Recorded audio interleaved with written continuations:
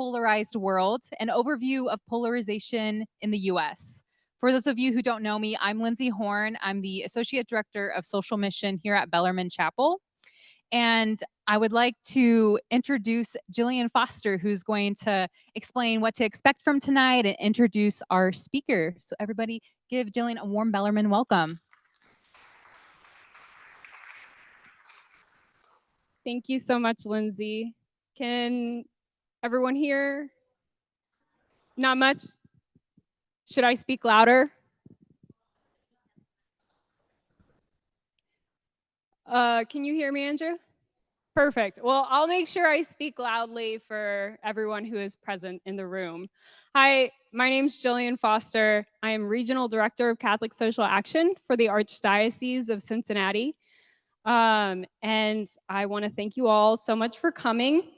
As part of our efforts to address the growing polarization in our archdiocese, particularly in this election year where tensions are very high, we've put together a series of programs to fall under the title Our Eucharistic Mission in a Polarized World, which is based off of our presenter's book, The Church's Mission in a Polarized World, and whom I will introduce shortly. For these next few months leading up to and following the election, we hope to provide a number of skills building and educational workshops and presentations to everyone in the Archdiocese, whether you are part of the faith or not, in an effort to heal our divided communities and nation. The Church has spoken about this polarization already, and the United States Catholic Conference of Bishops responded to Pope Francis's call for a better kind of politics with the Civilize It movement. So this is in collaboration with the Liturgy Office, the Respect Life Office, the Mission Office, Bellarmine Chapel and Xavier University, all our hosting parishes, and most especially the Glenmary Home Missioners. And this is our second installment of 6 different presentations on polarization in the Eucharist based off of our presenter's book. And the presentations are being hosted once a month at different parishes in the Archdiocese. All are welcome to join us in person through a Zoom live stream, and all the presentations are being recorded so anyone can go back and watch them. Now, please allow me to introduce our speaker, who has graciously given us time out of his busy schedule, not just for this presentation, but for the entire series. He is the Vicar General and Director of Formation for Glenmary Home Missioners. He has a PhD from the Catholic University of Louvain in Systematic Theology and is a guest lecturer at St. Meinrad Seminary and School of Theology. He serves on the editorial board for Review for Religious and the advisory board for the Conference of Major Superiors of Men Religious. He gives lectures and publishes regularly on the theme of Christianity and polarization, including his recent book, The Church's Mission in a Polarized World. He serves 2 prison systems in the Cincinnati, Ohio region. For this second presentation in the series, it's called An Overview to Polarization in the U.S. Please join me in welcoming Father Aaron Wessman. Hey, all right. Thank you, sure. All right. Very good. Can everybody hear me okay? Wonderful. So thank you so much, Jill, for that very gracious introduction. Thank you, Andrew, as well. Thanks for all the folks here at Bellarmine Chapel. It's really an honor for me to do this and to have been given an invitation from the Archdiocese of Cincinnati as a Glenmarian, right? So I'm a missionary priest. We go to Appalachia and rural America.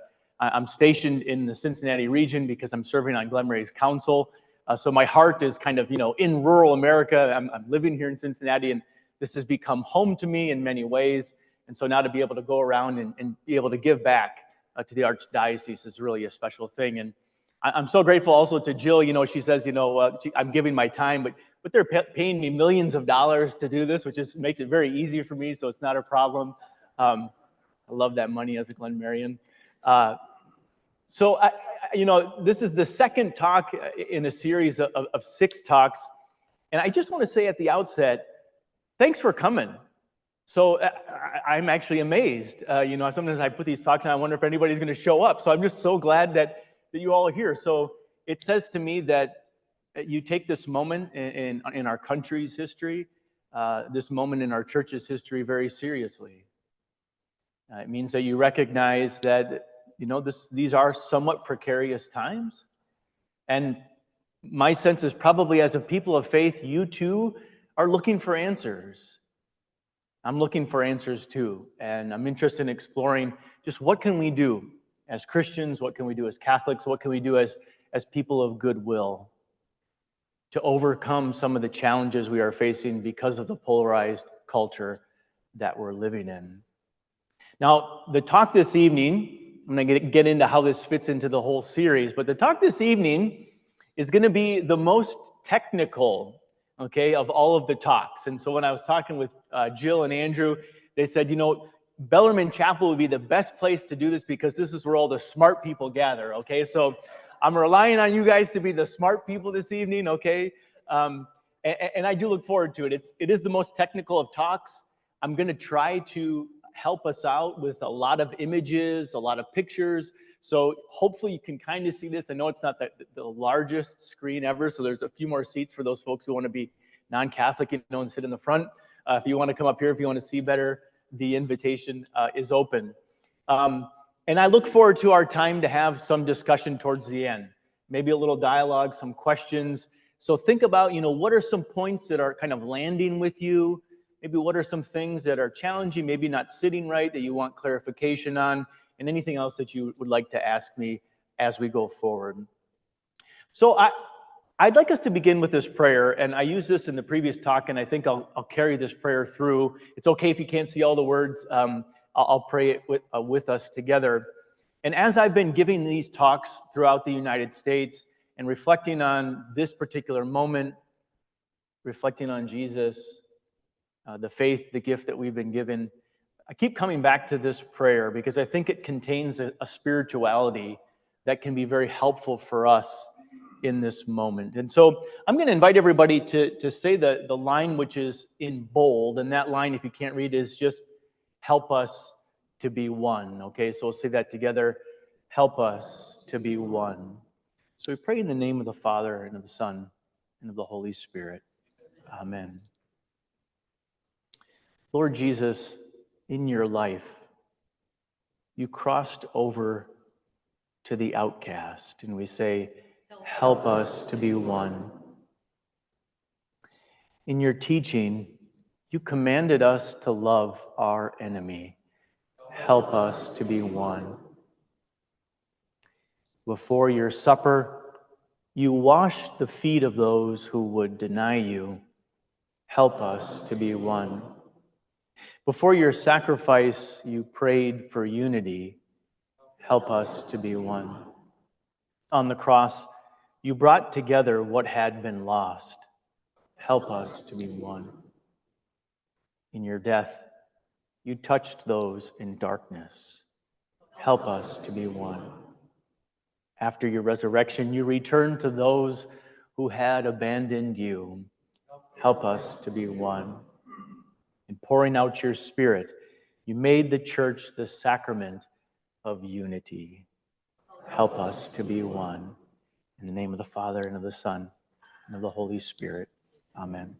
Thank you for praying that with me, and keep asking that the Spirit of Christ to be present with us as we go through this evening. So just to give you a sense of the whole overview of the series and how this talk fits in, if you had a chance, I know there are a couple of familiar faces who came to the cathedral. Thank you all for continuing on this journey. I'm glad I didn't scare you away. That's great to know.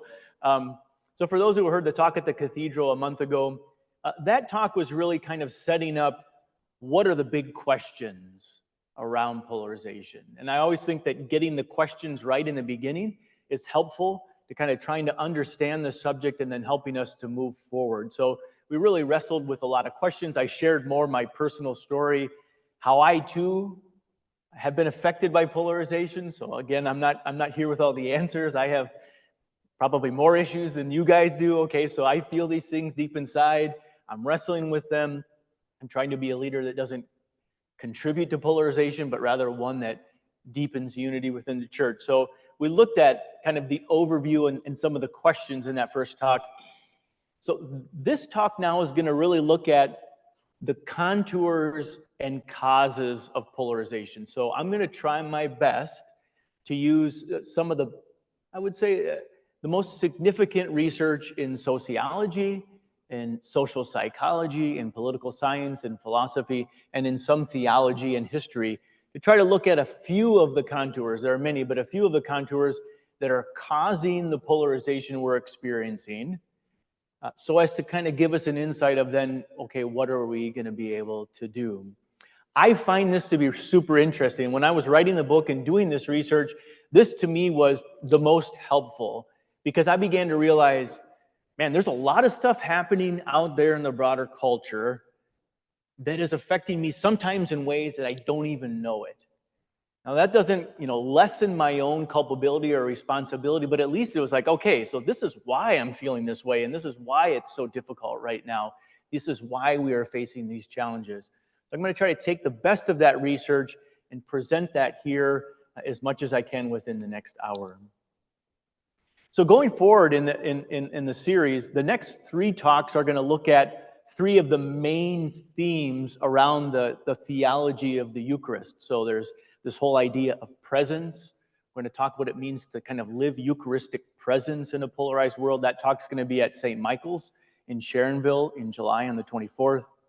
The 4th talk is going to be about fellowship. So when we think of Eucharist, we think of communion or fellowship. So what does it mean to build fellowship in divided times? And then the 5th talk on that 3rd Eucharistic theme is going to be about sacrifice. So we talk about if we desire communion, then we will necessarily need a certain level of sacrifice. So that's kind of the 3 big Eucharistic themes that we talk about in theology. And then I throw in the 6th talk, I talk about Eucharistic hope. So I think a lot of times when we look at a polarized world, we can feel this sense of cynicism or perhaps even despair, just wanting to exit the issue because it's too much for us. But I think the Eucharist draws us to be people of hope, to be light in the midst of the darkness. So that's kind of the series in its 6 parts. Now, where I hope for us to go this evening, kind of to touch on 4 areas. I'm going to go through a few preliminary items just to kind of set the stage a bit. And then I'm going to look at that second item, which is going to be the heart of this presentation. These are the contours of polarization. To answer the question, what does polarization look like? Why is it happening? Why is it happening specifically here in the United States? And then I'm going to pivot a little bit. It's a little sensitive, right? Start looking at Catholicism, look at the church, and just ask the question, so how is Catholicism being affected by polarization? And then how potentially are we as Catholics contributing to polarization? Which is a tough question to ask, right? It's a tough thing to look at. It's very difficult for me to look at that, but I think it's necessary. So I'll point us in kind of 2 directions for that. And then we'll have time for some questions and dialogue at the end. So to begin, a few preliminary items. The first, I said this in the last talk, and I'm probably going to say this going into the future, because this is always something on people's minds, understandably. But my approach is not a partisan one. My approach to the book that I wrote is not a partisan one. And what I mean by that is I'm not up here advocating for you to vote for a particular candidate or a particular party, okay? Oftentimes, there are people who want me to do that, okay? That's not my role. That's not my role, and that's not the role that I took within the book. Certainly, what I'm going to address is going to be political in nature, and by political here, I'm distinguishing it from partisanship. When we think about partisanship, we're thinking about the 2 parties that are, part of our American system. When I talk about politics here, I'm just simply meaning that we are people who live in a society who make decisions about how we want to live together, and then we try to carry out those decisions. So I see this event as it's a very political event. Okay, so it's in a church, and the church itself is very political. We are people living in the world, trying to make decisions about how we want to live, and then trying to carry those decisions out. Now, our decisions probably are very much influenced by our faith, by Catholicism, But your choice to be here, I would assume, is in a sense political. You want to say, how should we be living as a society and a church? That's a very political question to think about and to ponder and to ask, okay? So again, we're going to be doing something political, but I'm not going to be advocating for any particular party as I'm up here. The second preliminary item is, so there's a great book out there called The Way Out, How to Overcome Toxic Polarization. It's written by Peter Coleman, who's a professor up in New York City at Columbia. And in his book, he documents 50 causes and contours of polarization in the United States. Okay, so there's a lot. If I could humbly say, I could even add to his list, even though it's quite exhausted, kind of from a Catholic perspective, and there could be 50 plus causes and contours. Well, obviously, we can't touch on all 50 of those in this short amount of time, so I'm going to be oversimplifying it, okay? And I'm just going to say that at the outset. I apologize for doing that, but I'm going to at least try to say something, and I always recognize that it's always going to be more nuanced than I'm going to be able to cover. Perhaps if you want to look at the book, there's more nuance in the book, but there's still more that could be said, okay? So it's a very complex topic that we are addressing. Another preliminary item is, I think it's important, anybody here a doctor? Okay, great. So you're in the medical field? Are you a medical doctor? Pediatrician, yeah. So, maybe you could relate this, but I think like a healthy diagnosis is probably important for any adequate prescription, right? I'm not a doctor. I'm a doctor in theology, but not a medical doctor, but I imagine that's true, right? So my hope is here that by looking at the situation, we're trying to describe what's happening. So to diagnose the problem, and if we can diagnose the problem as accurately as possible, then we are going to know better how then to respond, okay? So that's kind of my hope for our time together. Another preliminary item, I'm necessarily going to be referring to statistical research, and you have to do that kind of to talk about what are trends that are happening in the United States.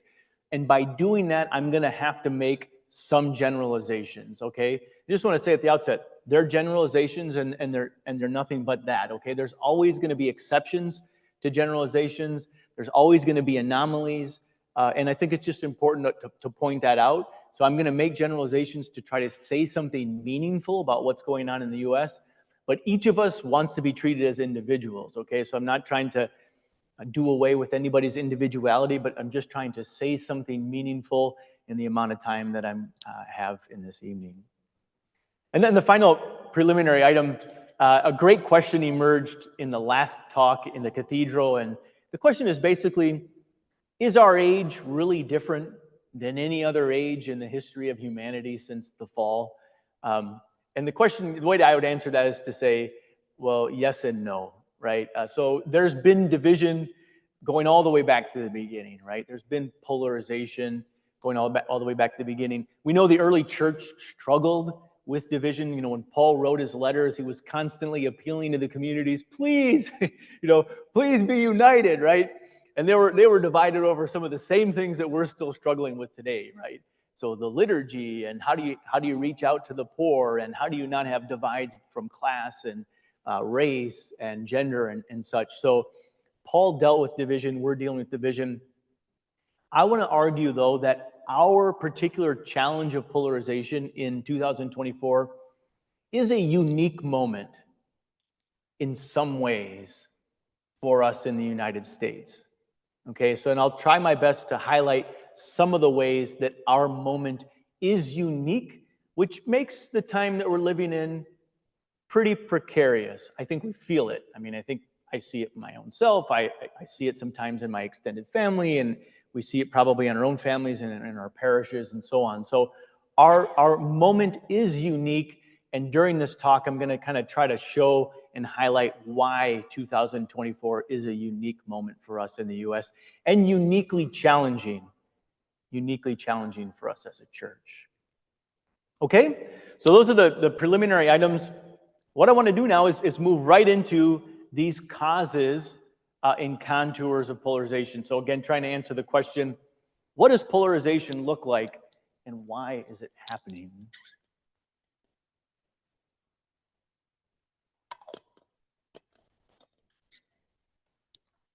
So anytime we want to try to understand polarization, most of the people who are doing research on the subject, and I take this approach as well, look at polarization over the last 6 decades, okay?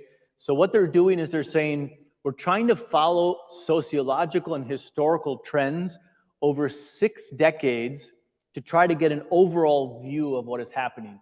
And this is important for a couple of reasons. The first is, sometimes, I know this is the case for me, we might want to focus on a particular candidate or politician right now, right? And say, that person, they're the cause, of all of our problems today, okay? Or we might want to say it's that particular event, that's the reason why we are where we are today. Or it's that party. And what political scientists who are much smarter than me and sociologists would say, it's much better to take a long view, because there are certain contours that have developed in the United States that have made the situation as precarious as it is, that then can be exacerbated by perhaps a particular candidate or a particular event or a particular person, okay? So we're going to try to take the long view and kind of look at 3 contours, again, narrowing down those 50 to 3 that have developed over the last 60 years. And those are the following. So what is polarization? It comes down, in my mind, to 3 things. The first is sorting, and I'm going to go into detail about each of these. The first is sorting, which is essentially just the formation of 2 massive groups in the United States. So we have sorted, or we've clustered around 2 groups. The second is homogenization, which is probably a much fancier word than is needed, to just say that within each group, there happens to be less and less diversity, or a growth in sameness, okay, within the members of those groups.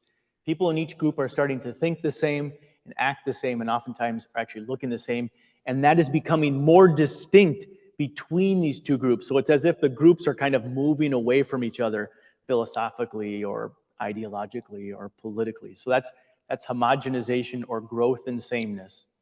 And the third is where things get really interesting and also much more problematic, is that you have what I would call intensified negativity. It's like turning up the heat. Like we've got the heat outside right now, right? So this is like turning up the heat on our polarized situation. And that is, there's a deepened sense of negativity in the feelings that people are feeling inside themselves in the groups that they belong to. And then there's an intensified negative interaction between the 2 groups that exist, okay? So those are the 3 contours, and I'm going to kind of walk through each of these and sort of talk about why is this the case and how has it come about. So look here at the first contour, which is sorting. One of the classic texts, if you have a chance to read it, it's wonderful, is by Bill Bishop. It's called The Big Sort. Bishop is a journalist, and he wanted to kind of study what has happened over the last 60 years in terms of people moving in the United States and what has been the effect. Okay, so Bishop says, over 60 years, people in the U.S. have moved in an unprecedented way. Why? Well, first there was the onset of the GI Bill. People were getting education in ways that they never had before. After they got educated, of course, then people had to go to a place where they could find a job. Roads were improving, right? It's the time of expansion to the suburbs. We had a lot of people migrating from the south to the north, particularly African Americans during that time. The whole point is that Bishop says the last 60 years, Americans have moved more than in any other time in our history, en masse, okay, en masse in our country. Right? So it's a great picture there with those early days of people moving 60 years ago. And Bishop says, okay, so when people move, and he documented this, he interviewed people, they're going to have to make a decision about where to move and why. And they do so for a number of reasons. Well, the first kind of obvious at times is for work. Okay, you want to find a job, you want to be able to work. Not a big deal. But then also people say, well, where do I want to live? Maybe you want to stay in rural America because you have ties there to your family. Maybe you would like to hunt. Maybe you're into agriculture. Or maybe your farm closed down and you then had to move to a city. And when you moved to a city, you said, well, I want to move there because I have access to different resources that I didn't have back home, right? So people go through all these ideas in their mind. They also think about politics. I mean, people today will oftentimes tell me, I'm moving out of this area because there's too many of those people and I don't want to be around them anymore, okay? It wasn't so explicit 60 years ago. People moved for political reasons, like if there was a political group that they could associate with in that town, they would do so. Other reasons, religion. Glenmary serves areas in the South where there is no Catholic church. It's very difficult for a Catholic to say, oh, by the way, I'm just going to move to a spot in the middle of nowhere where there's no Catholic church. People don't do that, right? So we look, is there a church there? Is there a mosque? Is there a group of perhaps atheists that I could get, materialists that I could get around with and that I could meet with them for support? People also move for cultural reasons. Maybe they like, to have a good espresso in the morning and then walk to a nice used bookstore. Maybe they like to be able to go to concerts. Maybe they just want to stay where they're in an area where there's an expansive space and they can just breathe in the fresh air. And finally, people would move to a particular area because of race. Oftentimes there was injustice related to that too. People didn't want to live around folks who were of a different color than them. So Bishop just says, look, for the last 60 years, people have made a lot of decisions about where to move. Not all of them were motivated by politics, but they went all over the United States. And the result, according to Bishop, is the following. Quite innocuously, but also problematically, there was the formation of two Americas, okay? So this is a great map. I think it's a wonderful visual for us to look at. We probably see these during election season, right, where there's people on the news, manipulating these. This is the 2020 presidential election results. Just kind of looking at it, anybody want to volunteer? What do you see? So the red obviously is what went more Republican. The blue is what went more Democrat. Any observations that you'd like to make just by looking at this at a glance? Yeah, so that's kind of one of the very obvious results. Imagine that. We moved, and one of the results is that you now have an urban-rural divide. And I'll use my fancy pointer here because it's great. So, obviously, these are all larger cities, solidly blue, the same is the case here, and all of this rural area. Glenmary works in rural America. We pretty much, every county we work in is like a solidly red county, okay? It's just very rare for Glenmarians in rural America to encounter a county that is heavily Democrat. Any other observations besides the urban-rural divide?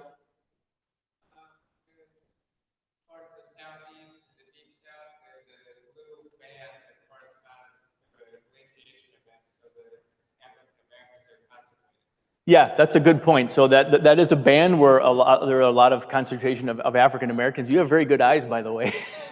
That's great.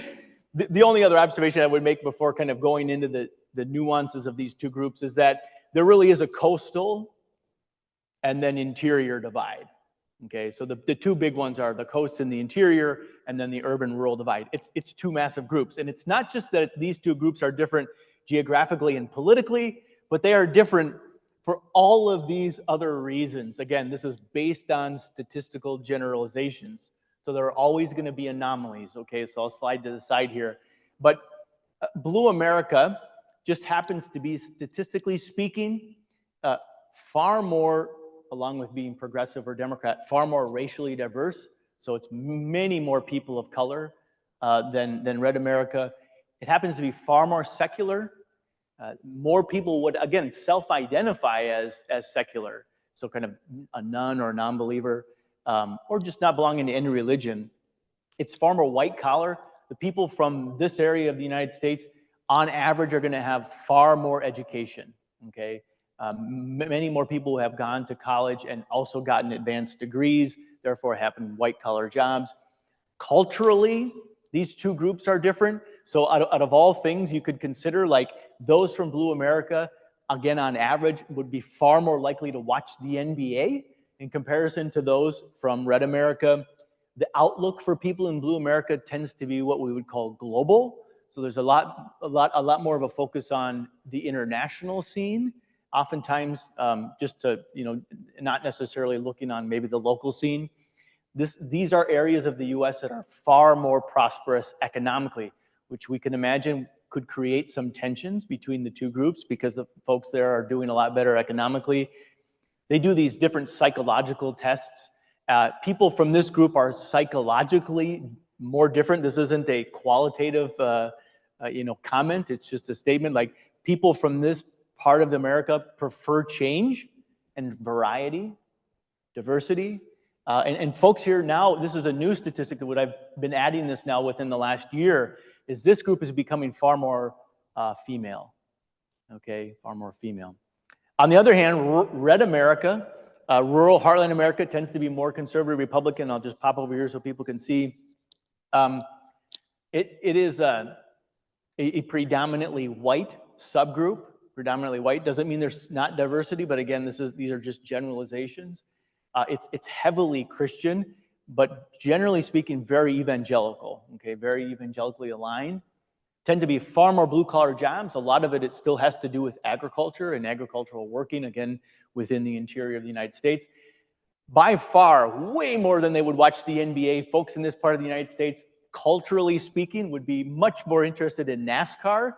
Okay, and NASCAR itself, if you've been to a NASCAR event, oftentimes it can seem like a political event because it's very Republican. And this is, again, not making a judgment one way or the other. It's just a reality. People write about this and people have experienced it.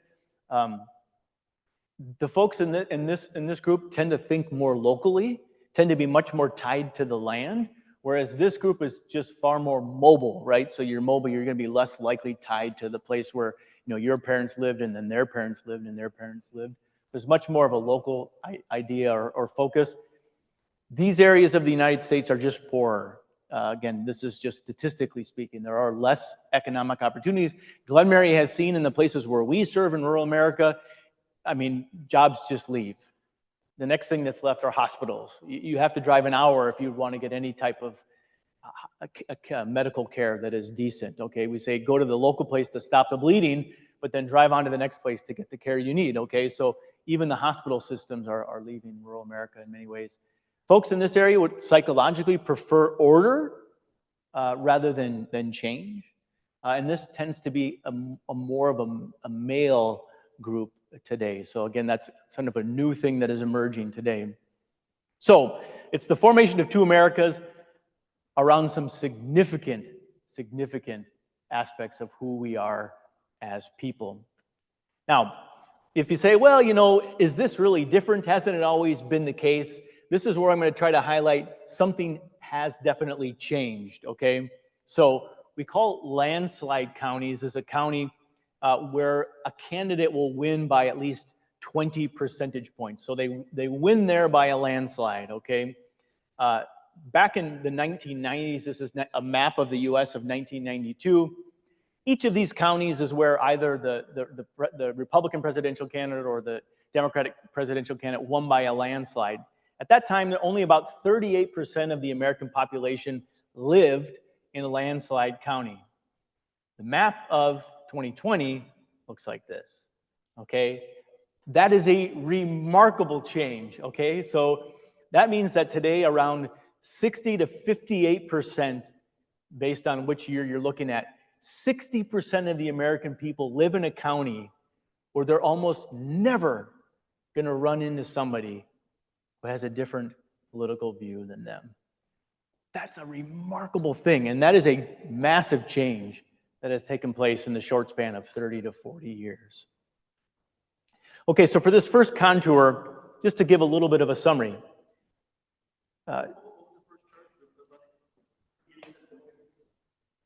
What's the question? 92. So in 1992, yeah. This map is of 1992, and this map is of the 2016 presidential election, and then in 2020, the number dropped a bit, so it's 58% of the people. Thanks. So just to kind of provide a little summary, so when we talk about sorting then, this is a new reality, okay? It means our time is different. It's the formation of two massive groups living in different parts of the United States. These groups often do not relate in any meaningful way. They're not in the same Little League baseball team. They're not mixing at the marketplace. They're not sharing the same schools. These groups share very little in common. Very little in common, especially the place that they call home, right? The place they call home.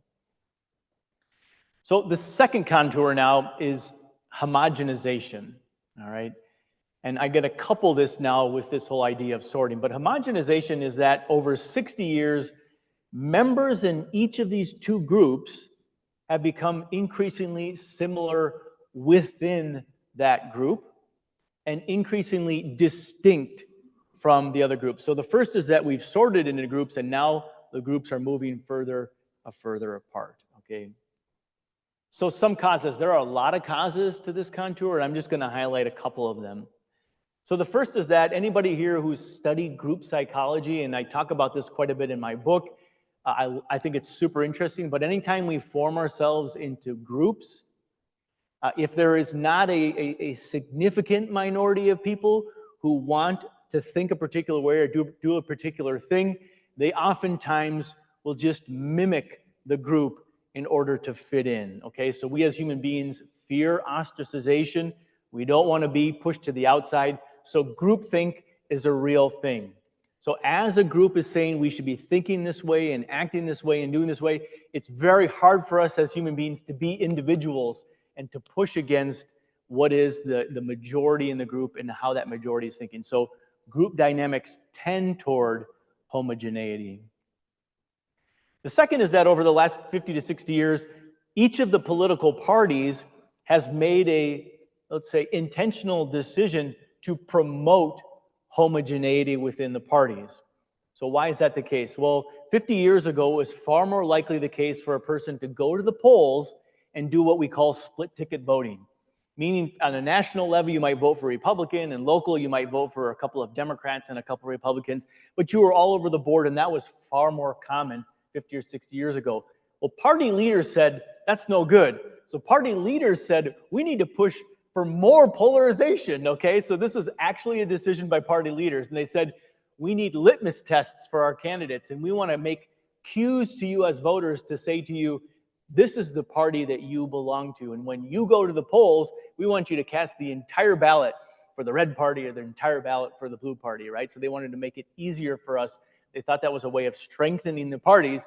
Little do we know, of course, this was going to start promoting a deeper sense of polarization within the country. And then the final example that can promote homogeneity, again, among many of them, is that our media consumption today promotes similar thought. You could just take a look at social media. I mean, it's obviously the case. If you like something, then the algorithms are going to start feeding you more and more of what they like, of what you like. Why is that the case? Well, these companies make money by keeping our eyes on their platforms. And how do they keep our eyes on the platform? Well, one of the ways is they just feed us the things that they know we are interested in, based on how we've already done our search on the internet and based on what we've already started to like on social media. So I just always joke about this. If you look at my social media feed and you compare that and make a generalization, so apparently everybody's interested in Catholicism, everybody loves to read about theology, and everybody loves Glenmary, because that's all that's on my Facebook feed, okay? Those three things, right? And so we know that the Facebook is feeding me what I want to see, and that promotes homogeneity. I'm not exposed to as much diversity that I probably should be, or that I would have been had it been 50 or 60 years ago, and we were all watching, 2 or 3 of the same channels and 2 or 3 of the same broadcast news stations. Okay, so now bringing both of these together, what are the consequences when you put sorting and homogenization together? Again, I put the map up there because I think it's just a great image. So what I would say is today we now have a geographic chasm in the United States, right? It's like the Grand Canyon, right? People from each group simply do not live around each other, hardly at all, okay? With that geographic chasm, there's now a values chasm, and the chasm is growing. These two groups, this is important, these two groups have different answers to the questions that really matter to us in life. And I'm going to get to a little bit more about this. But imagine that. A values chasm is a very difficult thing to overcome, especially as it continues to grow. And then when we don't interact with each other, there's very little sharing about why we have those values and the stories that affect us. And what happens is when you have this kind of unfamiliarity between these two groups, and divergent values, social psychologists will say that can potentially breed misunderstanding. So there is a greater perception gap. So we actually think the other group is far worse than they actually are. Okay, so we're studying this. There's a greater perception gap. There's also then the greater chance of there being fear, because we look across and we don't see something that is familiar to us. And then we start to get into that, what I would call that nascent intergroup conflict. That is that us versus them mentality, which is oftentimes the default for us as human beings when we are formed into two groups. And all of that gets more complicated when you add the third contour, which is intensified negativity. I need a drink of water for this one.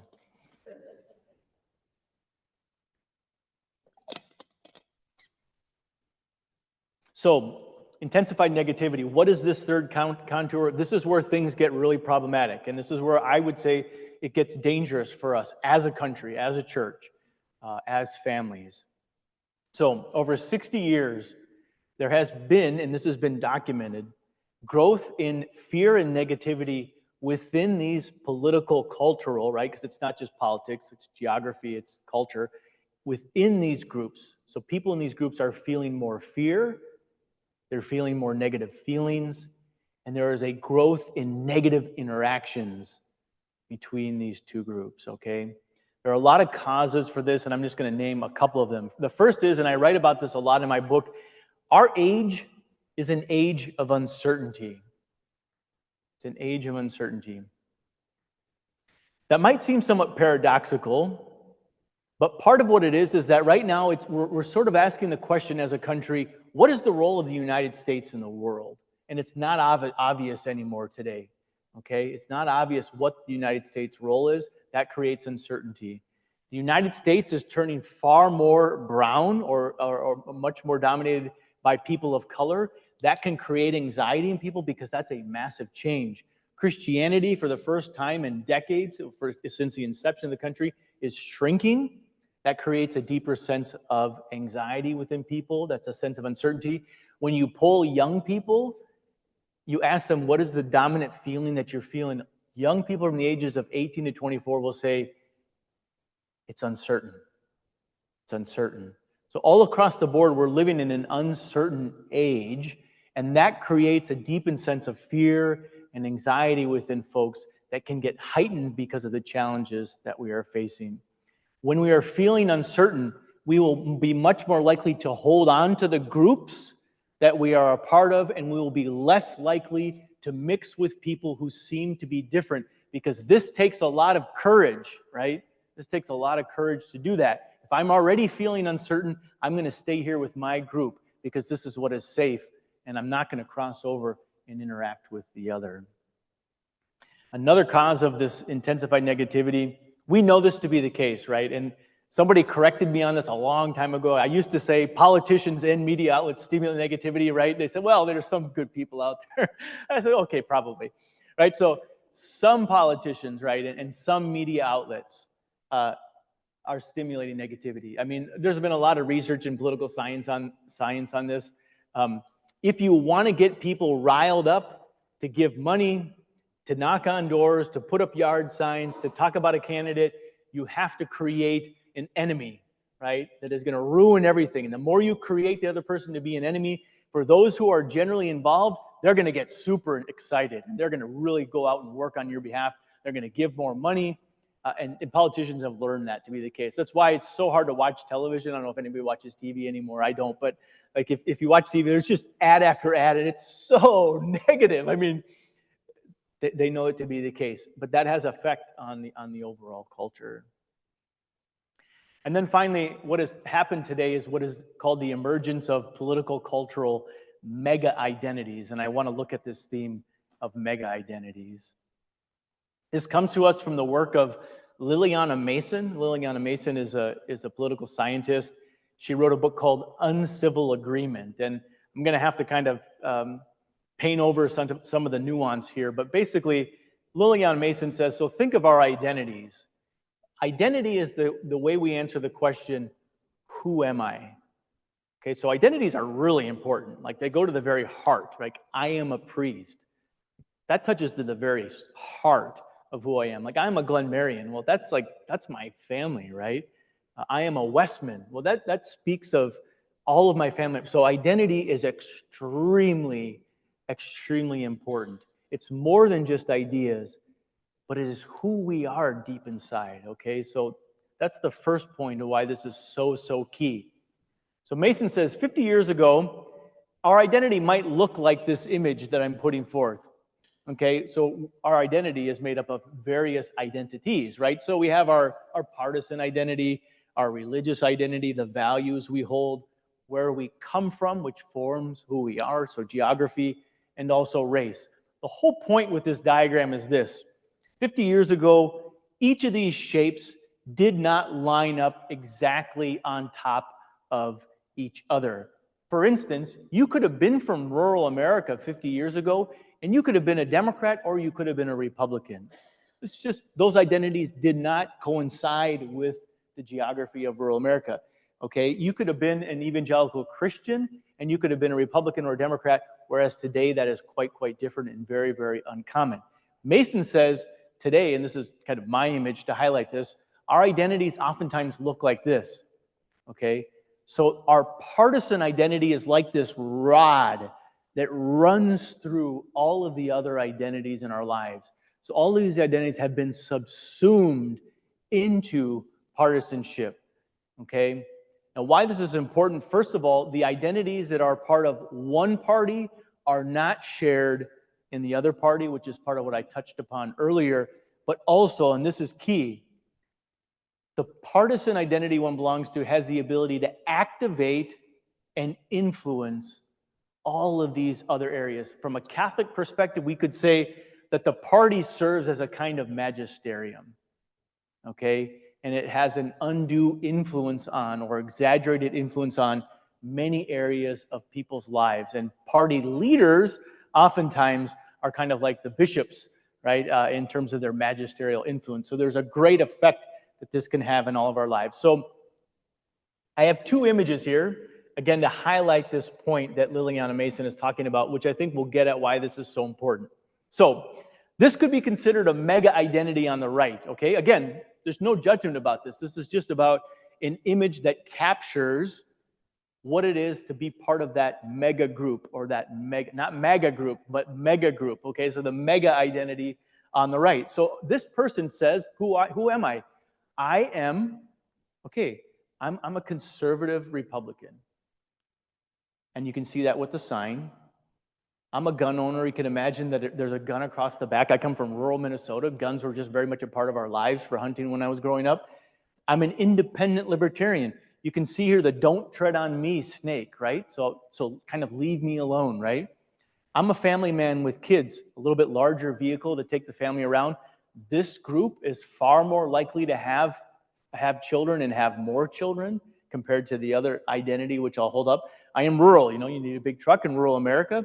I'm much more likely to be Christian and white. The interesting thing is here, it is not us who are driving our individual vehicle, okay? The point from Mason is our parties are driving the vehicle, okay? The parties are the ones that are influencing us and taking us around. Again, that's a generalization, but that's Liliana Mason's point. Okay, you might get an image, okay, of a mega identity on the left, right? So this person, a little bit smaller vehicle, okay? This person's from the coast. The license plate is from Massachusetts, right? So I am a progressive Democrat, very important to this person's identity. I am pro-environment. You can see that there. I'm from the coast, Massachusetts. I'm pro-LGBTQ+. I'm single and not married. It's statistically speaking more likely this group that they're not going to be married. I'm generally non-religious. You can see that this has to do with that you don't need God to be a good person is basically the statement on that bumper sticker. And I'm pro-scientism, right? So I'm much more likely to put my chips on science than on religion in terms of determining what we should do in life, okay? So again, two images. You can see how different they are. So you put these up against each other, right? And just look how different they are, right? And what happens when these two mega identities interact? a lot of deep, deep questions are asked, okay? And a lot of deep statements are made. So people will say, one group to the next, I do not see myself at all in the other group. That's a huge statement to make. I was over on the East Coast in a location that I will not name, and I talked to them. I said, I'm from Cincinnati, it gets pretty rural pretty fast, if you're in Fairfield. And I said, it's a regular experience, at least it was at that time, to see like 15 of these massive trucks driving around 275, all the flags. You could have thought I told them I had seen ghosts to these people on the coast. Are you kidding? They can't be doing that. Like, it was just unbelievable, right? But it's not their experience. And that's the whole point. Like, they look across and they said, I don't see myself. I can't relate to that. Right? I can't relate to that. That's how different things are. Another statement, this is very common for people to say. They look across and they say, if they get in power, they will destroy. They will destroy America. Just imagine the intensified feelings, right? Man, that's scary stuff to feel that, and people do one side to the other. The question comes up, well, what if my party loses? Well, then what, right? Gosh, what will that group do? What will that group do? And so we say, right? Man, and politicians will use, this is the most important election ever. Not only do people say it, but I think sometimes we feel it. And that adds to the intensity of our moment. People say, man, if they think that, then we are going to think this. Remember the early days of the pandemic?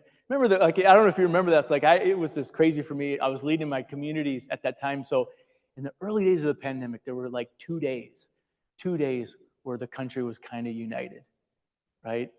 And then one group started to say this, and that group, well, if they're going to say that, then we're going to say this. And within just moments, right, there was a division that happened, right? And that we call that the polarization, totalization. It's like every issue gets put into these two groups, and we can't agree because the other group said it, and therefore it must not be true. And then finally, we oftentimes feel that statement, man, we must defeat them at all costs. We must defeat them at all costs. And that's where we ratchet up that level of intensity. So I just want to kind of summarize some of these implications here. So we know that people are afraid. They're feeling afraid of the other group. People do not necessarily trust that other group. People don't want to associate with the other group. Some even hate the other because of what they stand for. And they hate them because of who they are. And that negative polarization is increasing statistically today in our context. I think all of this is complicated because of some Christian responses. So I'm going to move us away now from these three contours to look specifically at Catholicism, again, to look at those two avenues about what we might be experiencing or what we might be doing within the church, within the Catholic Church specifically in the United States. So, Catholicism polarization. I used this image of the hurricanes in my first presentation. So, we can imagine that polarization in the United States is like the formation of two massive hurricanes over the United States, right? So, one has a bias, which is blue, turning in the left direction, and one has a bias, which is red, turning in the right direction. So, just kind of keep this image in our mind. Imagine these are the two massive groups here in the United States. Well, Catholicism is interesting. Catholicism is unique out of all Christian denominations in the United States because of what? Because Catholics are evenly distributed within both of the parties. Basically, it's like 43% of Catholics identify as Republican, 43% of Catholics identify as Democrat. That is unique, right? Evangelicals, it's like 90% identify as Republican. With some of the mainline Protestants, it's like 90% identify as Democrats. So Catholics are in this strangely unique situation. So if we outline the church as this square, it means that potentially these two hurricanes can be swirling within our mix of Catholics in any given parish, or at least within any given diocese. Another very interesting thing is that Catholics, as we know, are in the shadow of a major council, the Second Vatican Council. Anytime in the history of the church that there's been a major council, uncertainty has been introduced into the life of the church. It's not the intention of those who write the documents inspired by the Holy Spirit of the council, but nevertheless, the implementation of Vatican II has taken place during the same 60-year period where polarization has gotten worse in the United States. And so I think our implementation of the council has oftentimes reflected the polarized cultural milieu that we're living in. And that is super fascinating because I've had a chance to go to different cultural contexts, East Africa, for instance. They don't have the same problems we do in the United States in implementing the Second Vatican Council. I think part of our challenge is we have this overarching polarized culture affecting us or influencing us as we are trying to figure out what are we supposed to do with the Second Vatican Council as Catholics in the U.S. And I would say that's adding what I would call heat to these swirling storms within the church. The second interesting observation is that U.S. Catholics are facing a lot of decline today. Right? We know that to be the case. I mean, I've talked around this archdiocese a lot. We know the feelings that have been brought about because of decline. So beacons of light, right? Trying to reshuffle parishes, perhaps parishes maybe be closing. This is happening all over the United States. Priests are pushed to the limit. I was just on a little vacation with 4 priest friends of mine from dioceses, which I will not name. And they were talking about how tired they are, how overworked they are. Some of them have 3-4 parishes. Some of them have to celebrate 6 to 8 masses on the weekend. So they're being stretched. The whole point is that we're really struggling as Catholics today. We see the numbers, right? We know that there's a decline. If there isn't an influx of folks coming from Latin America, our numbers would have fallen off even worse than they are today. So what that does is oftentimes when we see that decline happening, we enter into this kind of polarized milieu and we start blaming the other group, supposedly the other group within the Catholic Church, right? We get into that us versus them mentality within the church. And the final just kind of like general theme here is that I think Catholics today are specifically struggling because there's a crisis of credibility for our leaders. We can trace this all the way back to the 2000s, right? We all know what the effects of the clergy abuse crisis had on us. I've never known a time myself personally discerning priesthood that has not been in the shadow of that crisis. Like that's.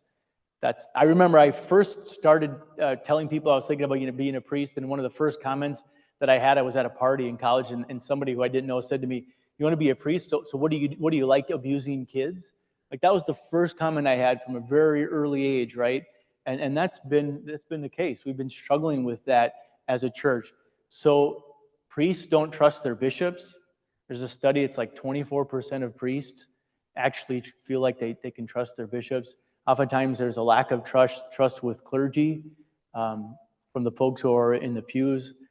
There's a lot of tension there. So there's a crisis of credibility, and bishops really are supposed to be this uniting force for us within the church. And sadly, at times, that's not the case, right? It's really, really a challenge in the U.S. So those are kind of some general themes about what's happening in Catholicism. I want to just move into this last section. I hope you're all with me. This will only take about 5 minutes, okay? And I think this is super, super important. I write a whole chapter about this in the book, okay? And this is one of the ways I think that we as a church have been not just influenced by polarization, but now negatively, I think, contributing to it. And that is through what is known as the culture war mentality, okay? The culture war mentality. I'm going to pause, just get a drink.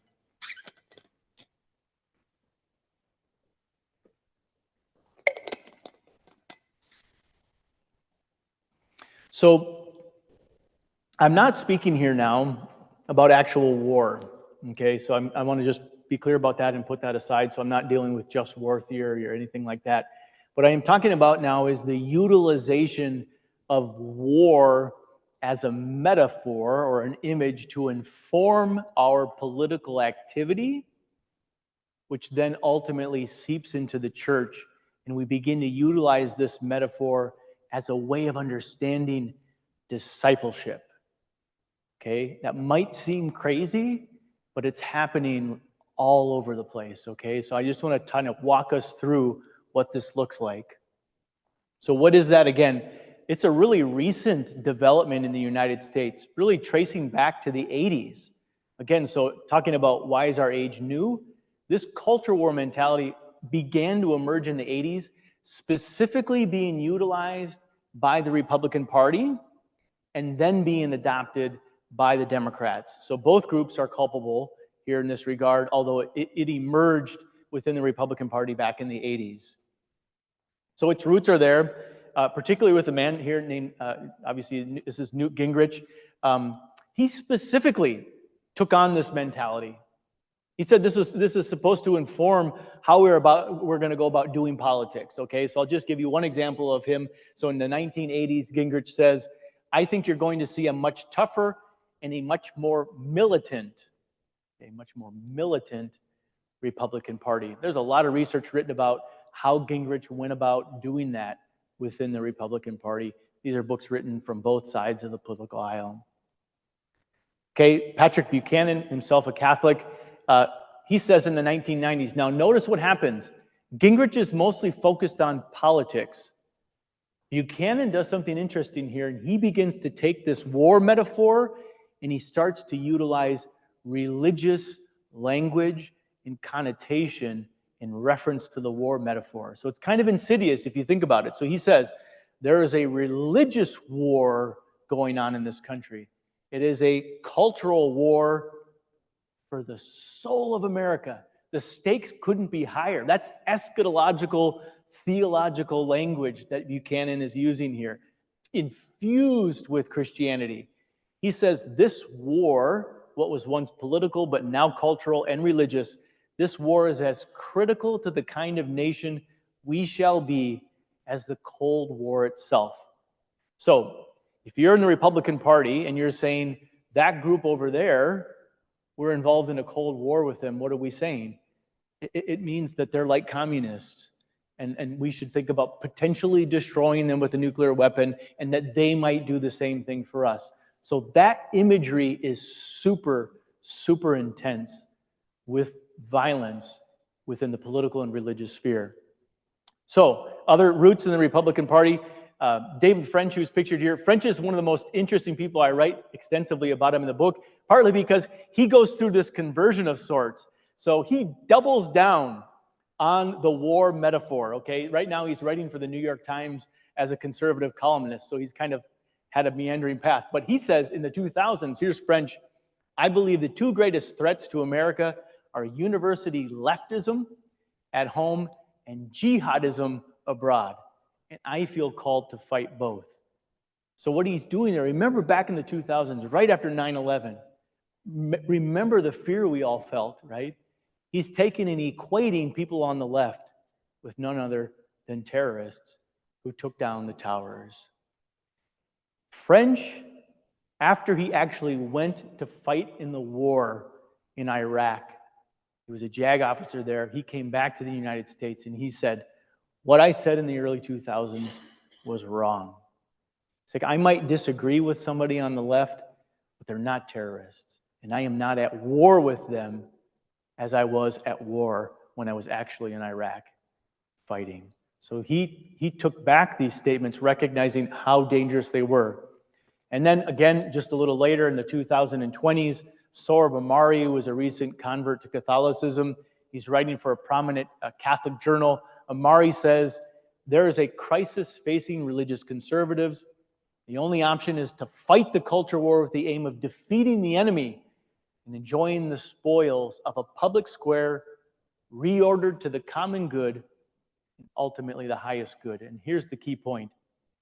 Sohrab Ahmari says then that this is a decidedly Christian strategy.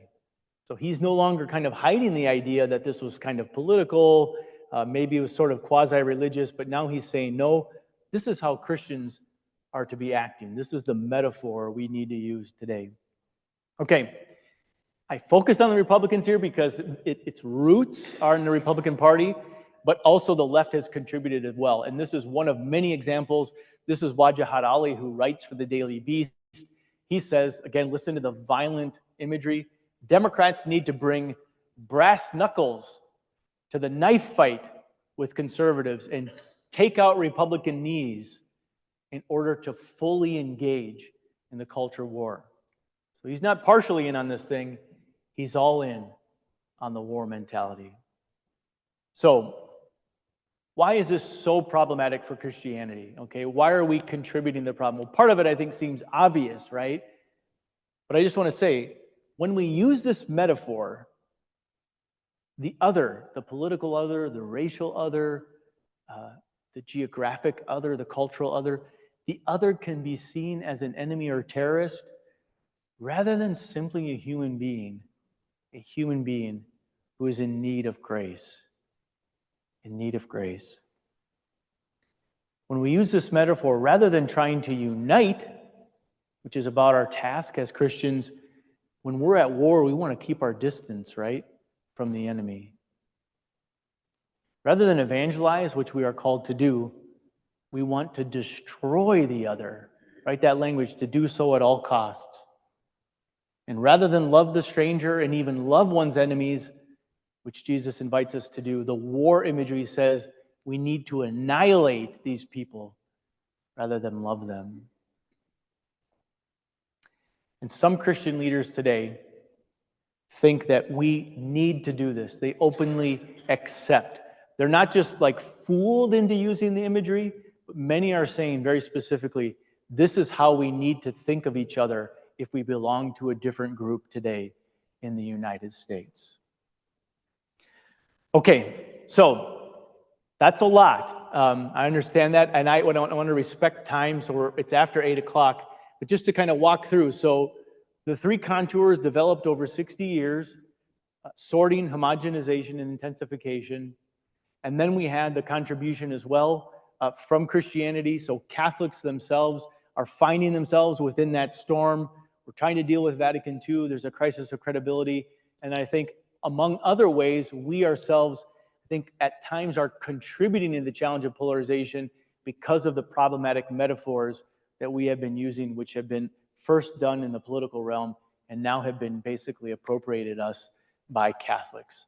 So I'm going to pause there and see if there are any questions that people would like to raise at this time. Was there something new that you heard that was helpful? Something challenge you that you need to think about more? Is there any questions of clarification or just general questions at large? You stated a statement about this is the election of all time or something like that. That was stated in Andrew Jackson's running for president as the 8th president of the United States. It continued to Buchanan, and it was also stated with Abraham Lincoln running for president. Yeah. This is not the first time that the country has made those statements. Yes. So I have hope that it's just current times. Say that last part again. It's just the current times that we're using. And I don't understand how Christians, well, I'll leave it to Christians, can begin to hate anybody. I don't understand my friends who tell me that they hate Democrats, they hate Republicans, they hate Biden, they hate Trump. They hate the mayor of the city of Cincinnati because he's of the other party. Now, I don't understand how we as a Christian nation, what we were formed as, learn to hate. Yeah. I don't hate Americans. We're all Americans here. So why do we hate? And how we as Catholics are going to help resolve that. Yeah, I can summarize it for the folks that are online. So thank you so much for the point, and then also just the general question. It's a very enticing statement in any age to say this is the most important election ever, right? Because then you hope that people get motivated to get out and vote. And I think that it's continues to be utilized today. And I think my point, and I think basing it on Liliana Mason's work,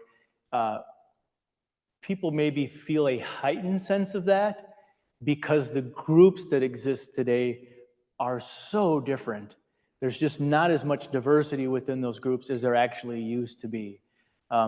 Again, that whole idea of like when I look across, I don't see myself in that other group, and that's a scary thing. So I think it can heighten the intensity, but it's also always been there.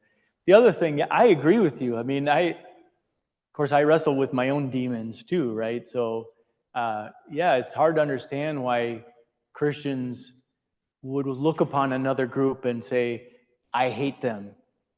I think we are called to something more. I know in my kind of some of my worst moments, I might feel that way, but at least I think we're in agreement here that we're called to something more. And Jesus really takes it. He really doubles down. It's like, it's not just about loving your friends or those who are good to you. Right? He said, no, we're called to love our enemies, to bless them and pray for them. And that to me is the message today. Like if I'm really struggling with that party over there, maybe that's the one that Jesus is really calling me to love right now, to go around them, to be around them, to try to understand them, to remain curious with them, to try to love them. So that's a great, great point. So thank you. Yeah. You want to? I can do them. Where you get the mic? Okay. Yeah. Thanks. I was just reflecting. Those of us of a certain age will remember in the 1950s the Catholic Student Mission Crusade.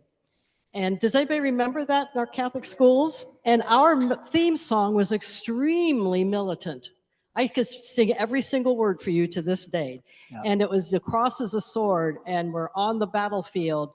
And this was reflected, I think, because of communism having come to the fore after the Second World War. Yeah. So it almost seems like we're in typical fashion. Historically, we go in waves of things. And anti-communism was communism was the big enemy in that day, and but Christians were united in that. The churches were, of course, we had Father Coughlin an earlier time, and McCarthy and all that. But I think the reality today, which is so good that you pointed out, was the confluence of things like the media and how we're hearing it, and the polarization that's become so much more. We weren't really integrated a lot back in the 50s. But because of Vatican II, the late 60s, the changes, things began to change and move forward. And people still talk about the good old days of the 50s. Depending on who you were, it was the good old days of the 50s. But I was just reflecting, we seem to always return to militancy when we're afraid, when we're challenged, when we're whatever, as Christians, which I find extremely sad. Yes. It's really interesting you mentioned the 50s. Because our founder lived in that same era. He died in 53. And we read through his journal as a spiritual practice. And at times, he also uses some very kind of militant language. Part of that, I think, was early on. It was right in the shadow of World War II for him, right? And then, of course, whatever kind of, I think, broader war is happening, that can influence our whole imaginary. I think one of the challenges then to kind of cultivate a different imagination. That's really hard to do. But I think, and I try to do that in using the saints in the book. So I think the saints are the ones that hold up to us. Yeah, it can be different. We can see the world differently than we're seeing it now. So thank you. Yes, ma'am. I was just going to say, for me, your talk really helped me begin to understand how we got to the point where we are today. Just the other day, I was saying to somebody, how did we get where we are? What happened to us as people, as Christians, as a country, to come to the point where we are today, where it seems like so many people have lost the ability to compromise? It's like they don't even understand the word. I didn't understand that. Your talk shed some light for me on that anyway, so thank you. Thank you so much. And I say this has been a personal journey for me, because I was like wondering these kinds of things. So I disagree with somebody from my community. Why can't I just talk through that disagreement? Why is that so hard? And it might be a difficult thing as a human being, but I think it's just as challenging, if not more, in the era in which we live. And there are reasons why that's the case. So thank you. That's great. Yes, ma'am. We want to, okay. So same as what she said, this has been some great insight. I really appreciate it. I'm curious how you measure the homogeneity. the split ticket thing, I understand that that's one measure of it, but I'm curious if there are other measures of that. Yeah, and so when I wrote my book, I didn't want to get overly bogged down in some, but there are quite a number of statistical references, and you just look at people's opinions about issues. Like you take the Republican Party, for instance, and say you could see the number of people who were let's say pro-choice, but who were Republicans. You could see that number decline over the decades. And then you could see, like within the Democratic Party, folks who are pro-life Democrats. And you could see if that's either a self-identification or the way they view the way that they think policy should be, those numbers would also be on the decline. So you see that less and less diversity existing around policy issues, also around race. It would be another way to look at it. Also, you can see statistical declines in terms of the number of Christians within the Progressive Party. So those are just some of the different categories. And so David French wrote that I referenced here. He wrote a book called Divided We Fall. He references quite a bit of that research. Liliana Mason does as well in her book Uncivil Agreement. And then Ezra Klein wrote just this great, really accessible volume, Why We're Polarized. And so you can, if you're interested in some of those stats, I would just refer you to those or to my own book, which is on the back table there. So, Father Aaron, we have a question from our online audience. How do you address the concern that strong faith means aggressive, categorical opposition to injustice associated with another political party? Those injustices can be very serious. Yes. So in the latter part of my book, I do try to turn our attention to the way Jesus himself handled injustice and the way I think that the saints handled injustice. And I think there are a couple of things to consider. The first is let's just talk about the injustice in a position that another person might hold, my perceived injustice, right, of what they hold as a position. So the first thing I think we need to do is actually cross over, be in that person's presence, and really get at what is it that they actually believe rather than presuming that I know actually what they believe. So that's really, I think, a really important thing. The second thing is, within that context, recognize that I think for most of us, we've all been in a place in our life where we look back 30 years ago and we had really different positions back then. And somebody who back then was patient with us was a real gift because they said, okay, you think that way, but I'm still going to journey with you. So even if we get at the fact that this is what somebody thinks, am I willing to kind of still stand in solidarity with them and journey with them as they're trying to work through some of these things?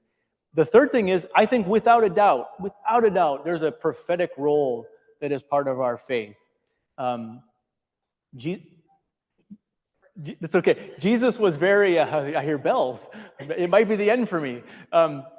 Jesus was very hard on some of the people in his own audience at times. So he drew a line.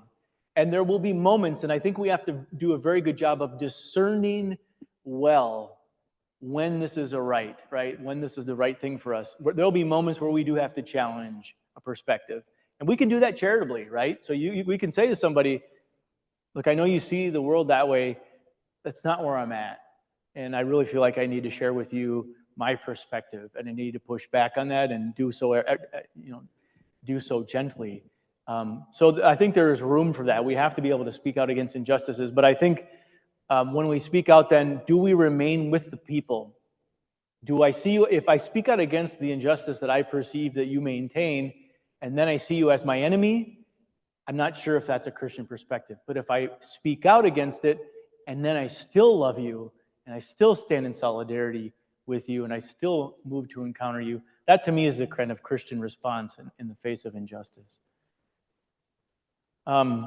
So, another question? Okay, well, and then I know I don't want to keep holding people here. I'm fine to do this all night, but actually, just a couple of comments. One, when you showed the map of the red and blue with the landslide, I think one of the things that complicates that or exacerbates a split is when you look at geographic dominance versus population dominance, because the red is a huge part of our geography, but the blue actually has higher population. Yes. When you look at how the House and the Senate are elected, the proportion of representation and who gets the voice and who sets policy can be very complex.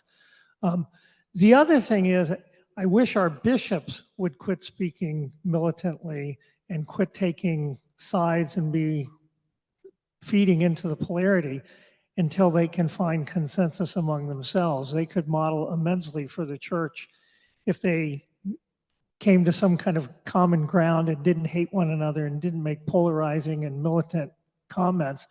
And then are you aware of some of the work the Paulists are doing with getting the big factions? Is there any data coming out or response coming out on getting all of us Catholics together from both sides to talk, or is that just still in preliminary stages?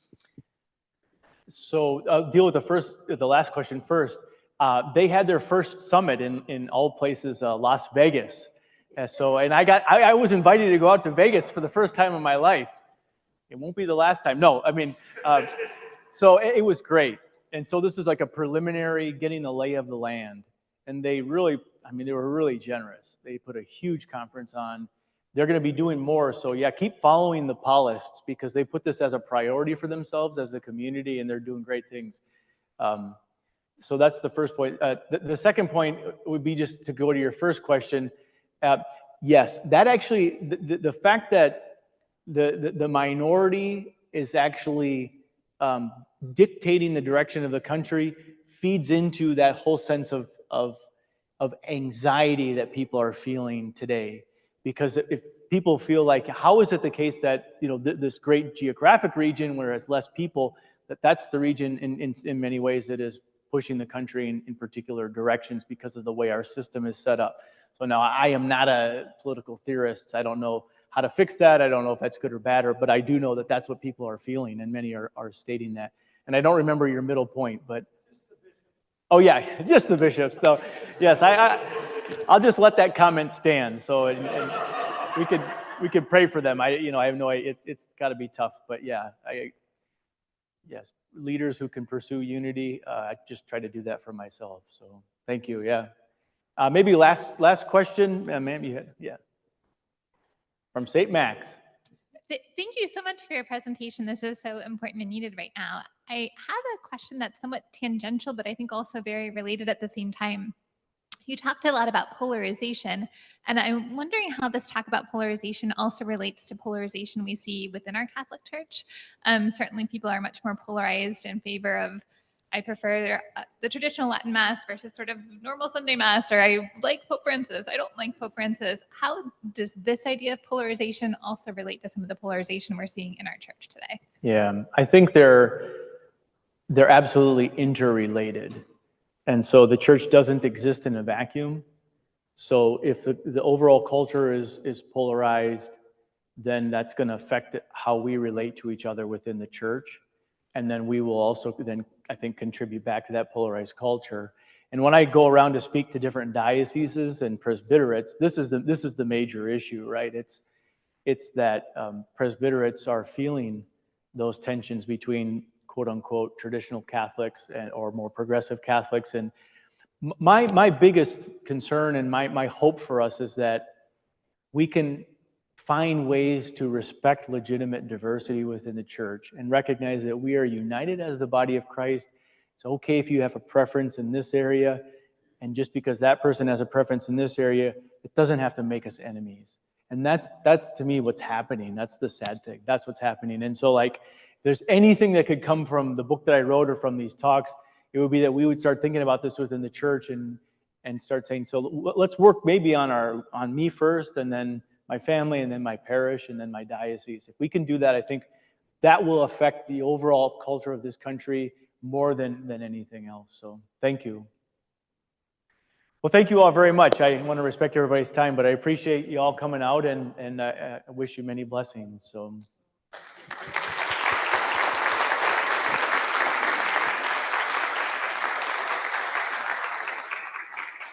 Thank you so much, Father Aaron. It was a pleasure to have you. Can we give one more round of applause? Thank you. Of course, Father Aaron is going to be presenting next month and the month after and the month after that. And so you are all welcome to join us Wednesday, July 24th. There is a 7 p.m. Mass. And so his presentation will be after the Mass at St. Michael's Parish, which is in Sharonville. You are all welcome. There are some refreshments and snacks in the back. There's also on the refreshment stand if you want to hear more about Father Aaron's presentations, or if you want to hear more about programs within this theme of polarization, feel free to leave your name and email on that little piece of paper in the back. You just mentioned there'll be a huge Eucharistic pilgrimage right before your talk.